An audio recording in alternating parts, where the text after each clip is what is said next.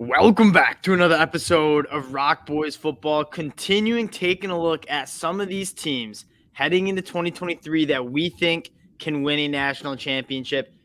And we got next the LSU Tigers. Coach Kelly has done a phenomenal job with this program. A lot of these teams we've been talking about, Dill, kind of have windows where Georgia might be down, Alabama might be down, Ohio State might be down. That's opening up a window for another team to potentially break through and win a national championship.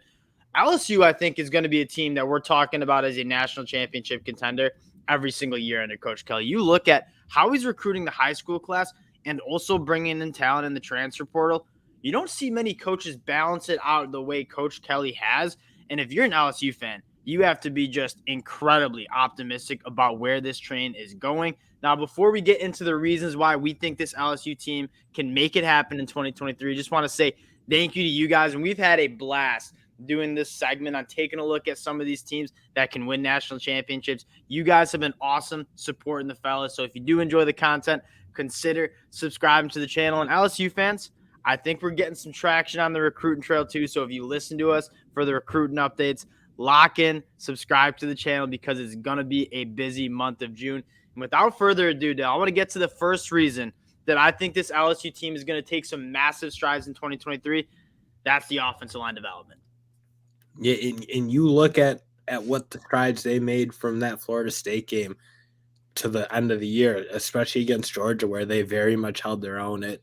They could move the football against that Georgia team. And if you watch, especially the two young tackles, Will Campbell and Emory Jones, they went from guys who you were like, oh, man, this is going to be a problem for LSU to thinking they got two first-round tackles when these guys decide to leave. I remember talking about after that Florida State game saying Jaden Daniels won the job because Coach Kelly knows this LSU offensive line can't block. And I think the picture might have been a little bit uglier than we all thought because we didn't know at the time that Jared Verse is an absolute animal and is going to be a first-round pick.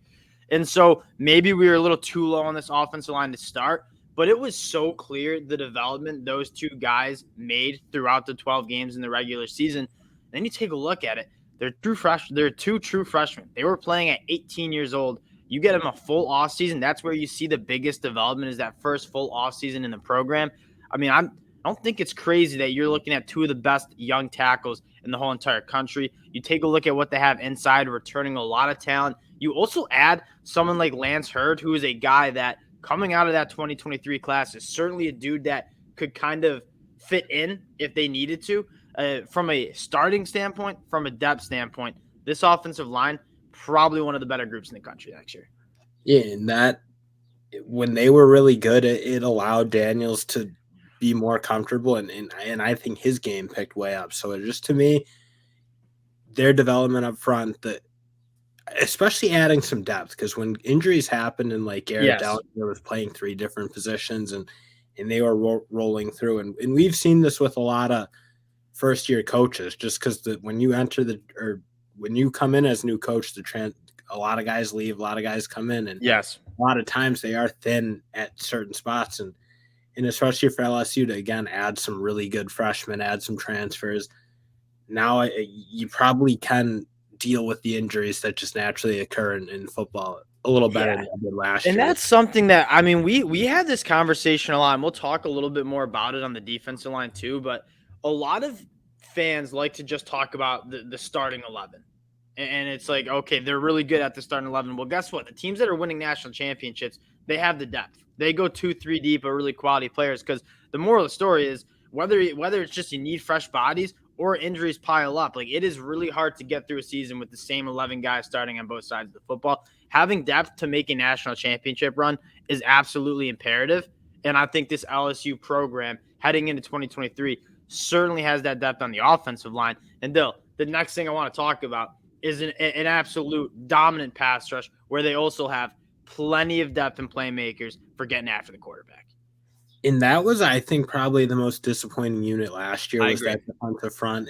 And again, to lose a guy like Mason Smith that early, that's brutal because Mason Smith, he's the best defensive player defensive lineman on that team. I think he's the best defensive player, period, on this team. I mean, this dude, if he gets he's not better than Harold Perkins. All right, that's fair. Okay, I forgot about Harold Perkins. Continue. But no, so you lose him early. That's a brutal loss. And then, frankly, you just had a lot of young guys were the guys who were kind of stepping in. I mean, Davion Jones really came alive. And again, Ojuare and Ali Gay, like it just never felt like they dominated the way they should have and what their potential was. But again, you got two guys in the middle now who are absolutely incredible with Wingo and Smith, and then to add Ogie Agwofu from Texas is just a monster again. I just expect this pass rush to be way better or cranked up a little bit. Since and you look at, and we talked a little bit about depth on the offensive side of the ball. You look at the blueprint of why Georgia has such an elite defensive line and elite pass rush. Yes, they have quality starters. LSU also has quality starters. That being said, Georgia went 2-3 deep of guys who are going to play in the NFL. And so like when your big dogs are tired and you need them to get a blow, you're also playing quality players with your 2 and 3 deep. That's what this LSU team looks like. And you mentioned it, Mekhi Wingo and Mason Smith. I don't know if you'll find a better interior defensive line group than those two. But then even behind him, Jordan Jefferson coming from West Virginia, Jalen Lee coming from Florida, who is a quality player for Florida. He's perfect for a 2 or 3 deep guy. He's not, I don't know if he's a quality starter. He's a quality depth piece. And then, Dill, you have to talk about, I mean, adding Braden Swinson, Paris Sand from Arizona. Those are quality depth pieces. But you bring in Omar Speights to kind of play that off-ball linebacker spot.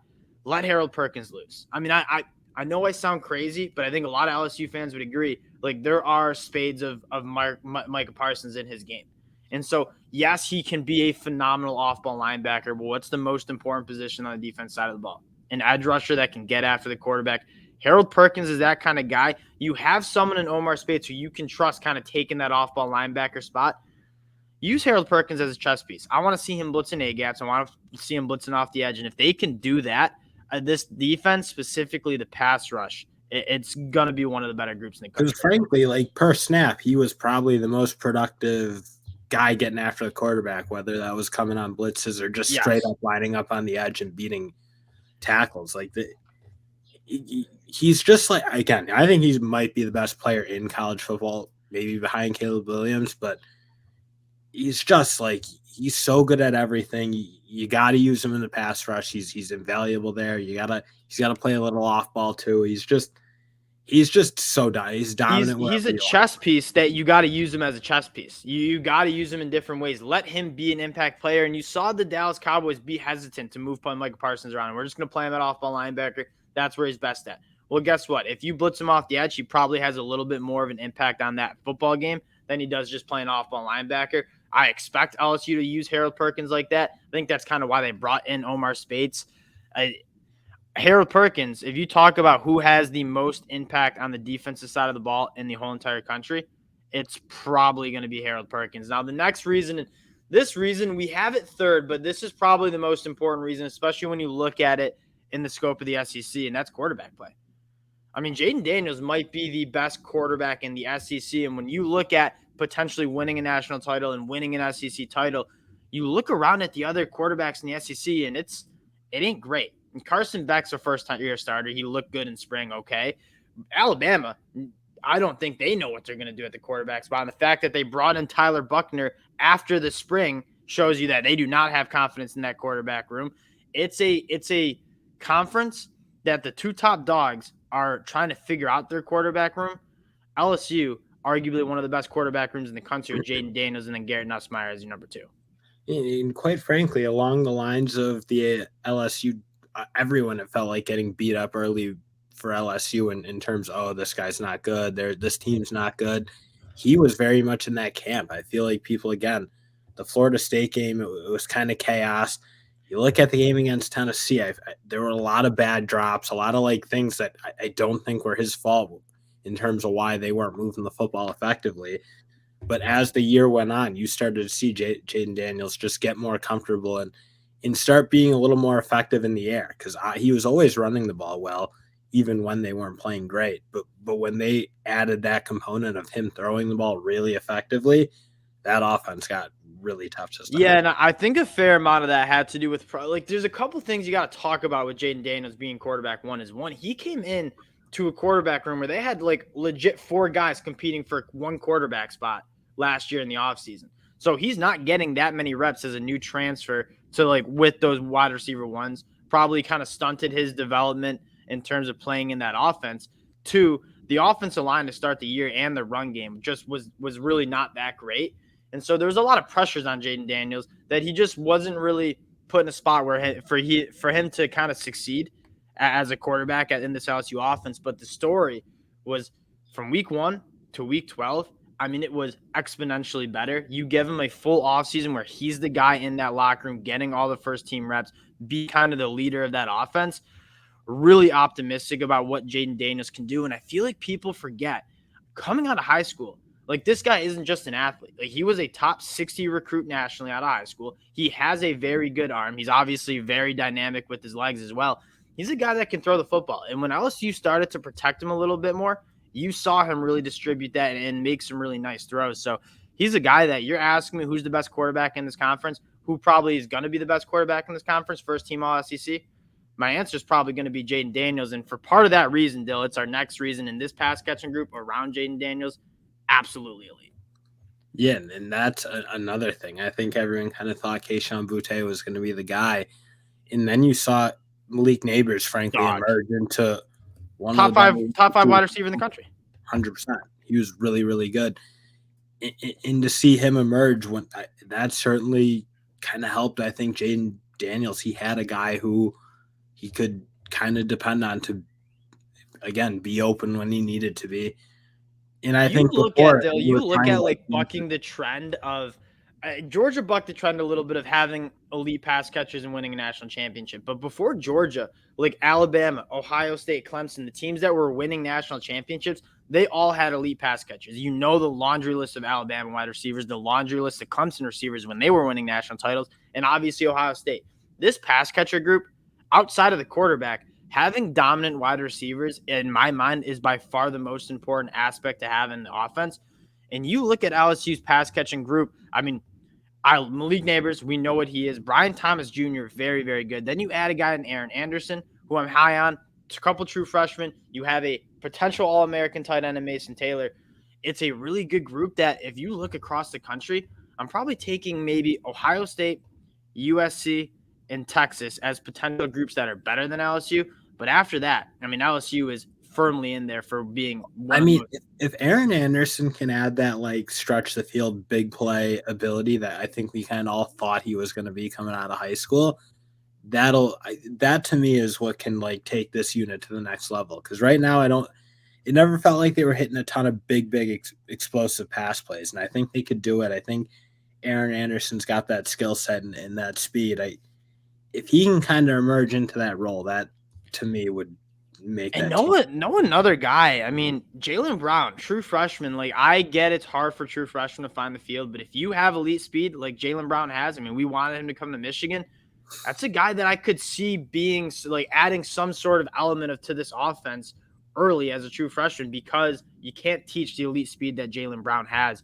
Man, you've combined good offensive line play, a strong rushing attack with elite wide receivers, and you surround that all with Jaden Daniels. Like, it's, I don't know if I'm picking Jaden Daniels to like win a Heisman. I'm not trying to get crazy here, but it's everything is suited for Jaden Daniels to be extremely successful in 2023. And our last reason, and this is, I mean, we talk about this a lot.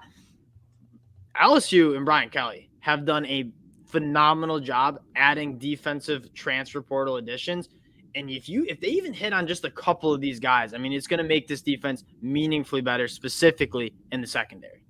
Yeah, and that's honestly at the end of the day where they needed to make some big changes. Like they could always, again, as much as I didn't think their defensive line showed out to what they could have been, it was still a solid unit. But that secondary at times was really a liability. And again, you add three guys who feel like they might be starters if you consider Denver Harris to be a potential starter, which I certainly do. I certainly consider Denver Harris to be a starter. And just to add, again, big-time cornerbacks, a couple of really good safeties, like that, they just did what they need to do, retool this unit because it needs to be better, and I think they did what they had to do. Yeah, you look at, I mean, every single Power 5 team in the country was in line for cornerbacks in the transfer portal that have length and speed.